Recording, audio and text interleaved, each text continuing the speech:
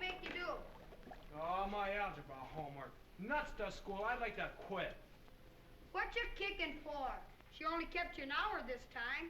Well, who wants to spend an hour just to find out what X equals? Well, you found out, didn't you? So what? I'm sick of school. I want to be practical. I want to work.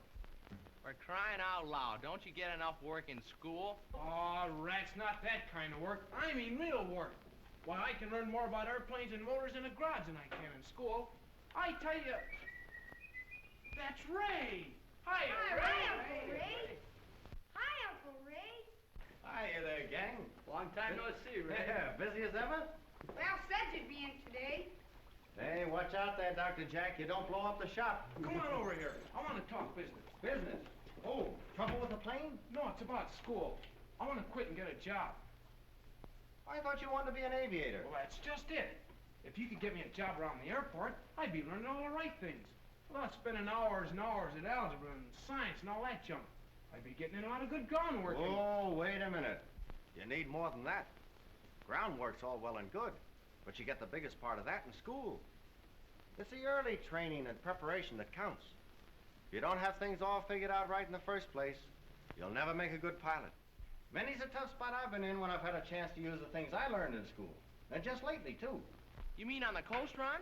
Well, on the last trip, we had a pretty bad storm. Did anything happen?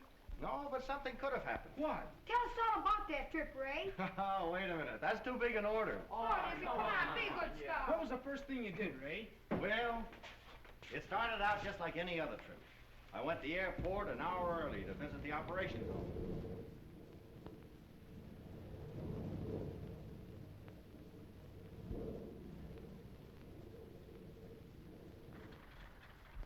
I looked over the weather conditions, planning my route ahead of the trip. That's where your geography came in handy, huh? You bet. And while I'm gathering this information and filling out my flight plan, the ship's being thoroughly worked over and inspected by a staff of trained mechanics. You can see there, Monk, how the training in mechanical classes now is a big help in aviation ground school later on.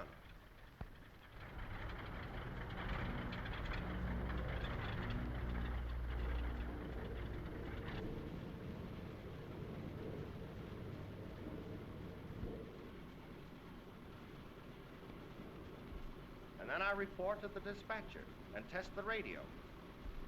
Plane number 101 on the ramp. On day frequency, go ahead. 101 on ramp, test okay.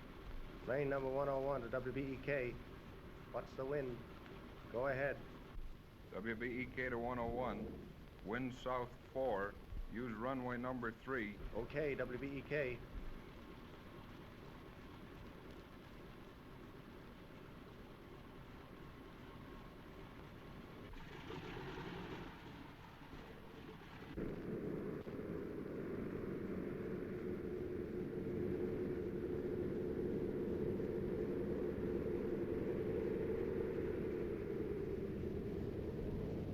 Just before we take off, Norton, my co-pilot, tests the motors while I take a look at the instruments and controls.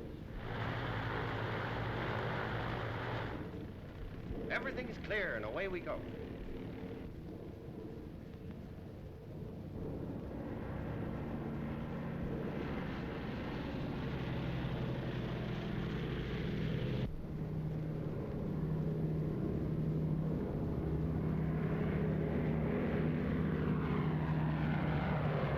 Controls, Norton and I are busy with the flight log and flight observation report.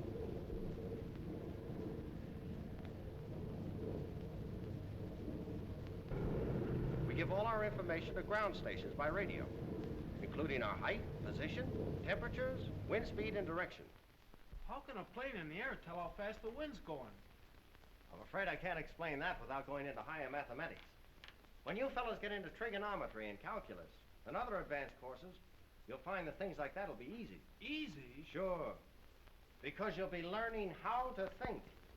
You can imagine how fast a fellow has to figure when he's 10,000 feet up in a storm with a 200-mile-an-hour plane on his hands.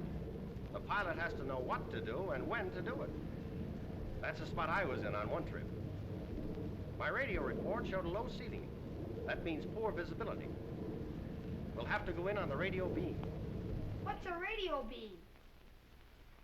That's a set of signals sent out by radio beam stations along our route to keep us on course. What kind of signals? Well, that depends. When I'm on my direct route, I hear a long dash, like this in my earphone. If I go to the left of my course, I hear a series of dot dashes, like this.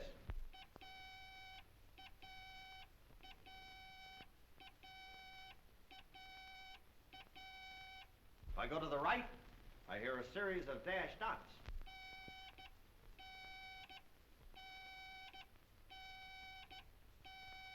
In either case, I know I'm not headed straight for the airport, so I change my course until I hear the long dash again. And that long dash is going to lead us to a perfect landing. I check my instruments. The artificial horizon shows we're flying on even keel. The altimeter registers 1,200 feet.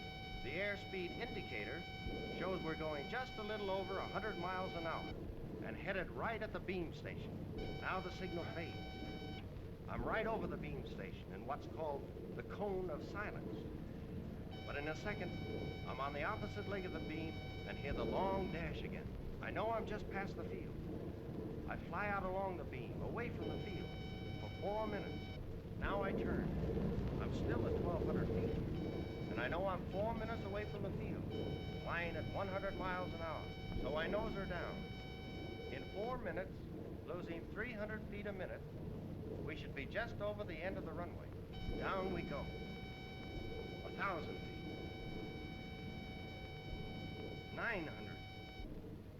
800 feet. 700 feet. There's a runway. Now we're settling fast. 300 feet.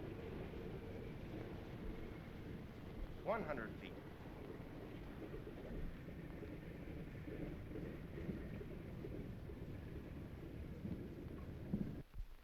She's down.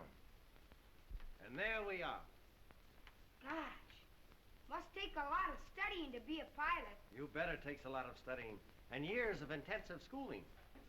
Most pilots come from Army and Navy flying schools, and they have to have at least 2 years of college to get in there. That's where high school work helps out. You said it. The future pilot has to know the theory of flying on paper before he ever gets a ship. And he has 1,000 hours flying experience before he can even be a co-pilot. Gee, 1,000 hours. Looks like everyone connected with aviation or any other business or profession needs to go to school plenty. That's right, Jack. As a doctor, you'll have some mighty important work to do. The science of medicine's young. It has new men and new ideas, but it needs more. With the proper training, you'll be sitting on top of the world someday. And that's true of every one of you. Boy, when I think what a chance you fellows have to do things, why, there's no limit for you. If you'll just get on the job of learning how to think.